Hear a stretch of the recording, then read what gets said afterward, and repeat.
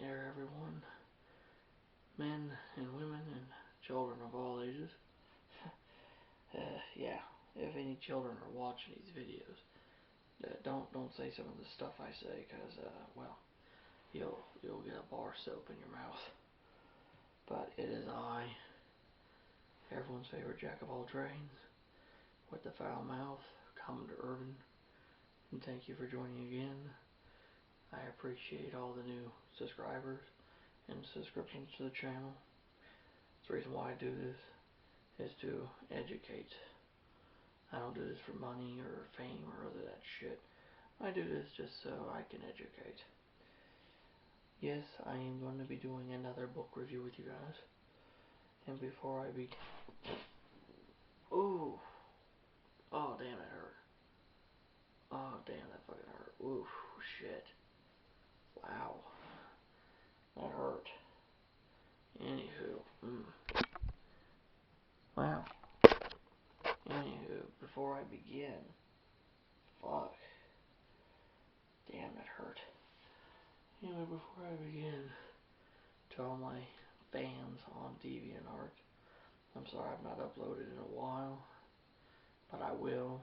I will upload soon. I've just been in a really bad slump. I've just been depressed, but I'm slowly coming out of it, and I will be uploading some new stuff, so stay tuned. Now, the book review I got for you is another book about the Titanic. This time I'm going to review the book, The Watch That Ends the Night, Voices from the Titanic, a novel by Allan. Now, when I got this, I thought this was actual non-fiction, but it says here it is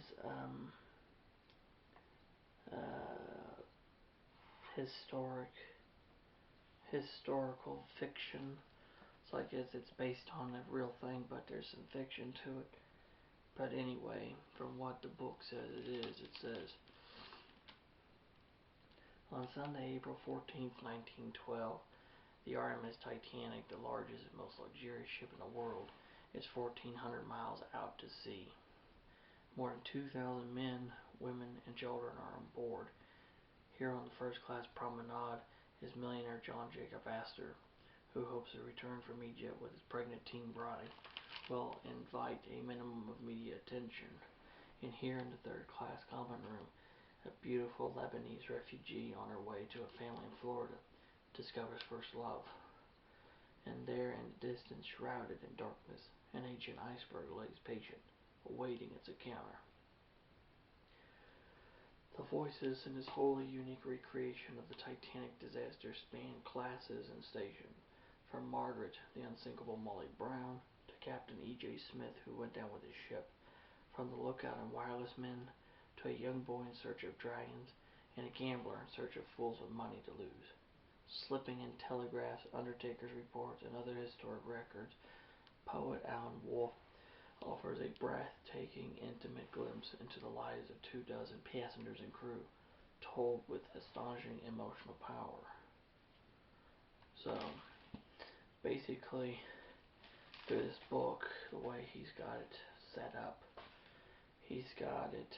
up and with a prelude, which is preparing to sail, and there are 7 watches, as each chapter is called a watch, from first watch setting out to the 7th watch, which is the watch that ends the night. And of course there is the postlude, which is the morning, and all the other historical stuff after that.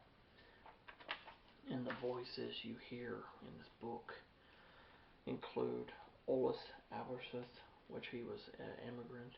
He was one of the very few third-class passengers to survive. Thomas Andrews, the shipbuilder. John Jacob Astor, the millionaire. 4th Officer Boxhall.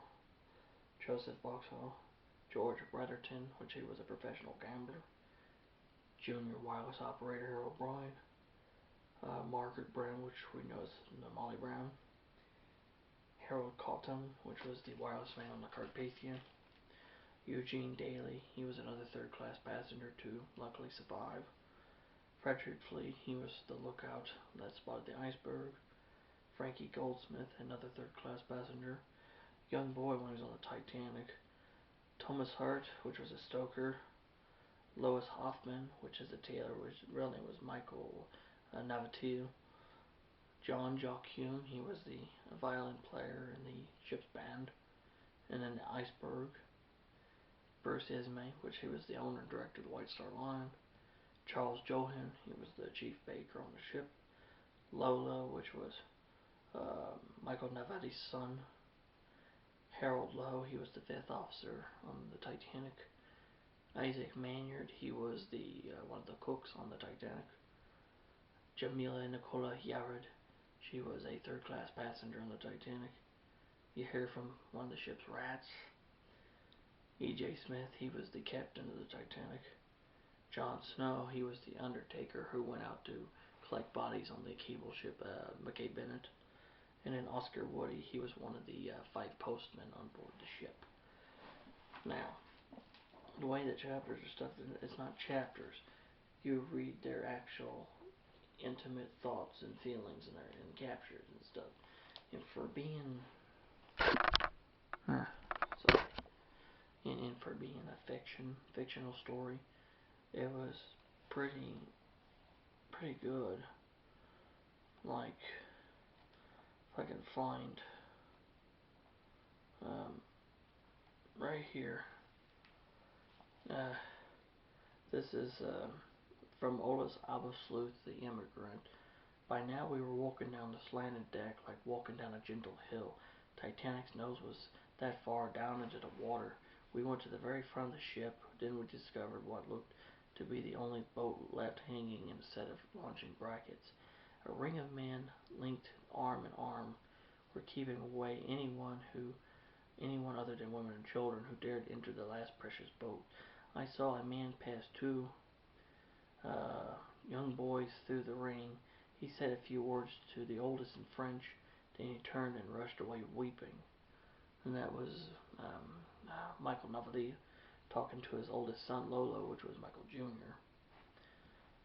So, yeah, I mean, I didn't know this was fiction until after I read it. I was like, really, this is fiction?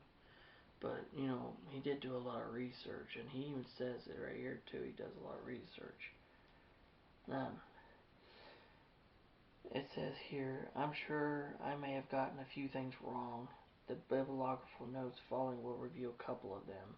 But if you are all a connoisseur of all things Titanic, which I am, please be kind to the cook and just enjoy the soup. He said just enjoy the book. And in fact, I did enjoy the book. I enjoyed his notes on the passengers and the crew that he depicts in the book. Because I actually learned a lot more about the individuals through his notes than I did, with the book. But there was still something that really caught my attention when he was writing his bibliography. He was talking about a bunch of books and stuff, and one of the books, right here, it says, finally, if you are a complete Titanic nut, which I am, you will not be able to live without both volumes of Titanic, the ship magnificent. These 2 books weigh a ton and cost a fortune, which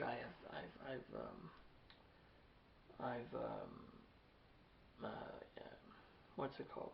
I reviewed volume 1, but I've not been able to get a hold of volume 2, so.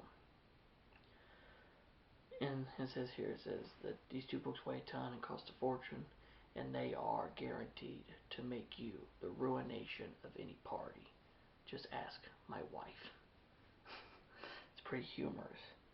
I would love to get my hands on both Volume 1 and 2 of Titanic, the Ship Magnificent.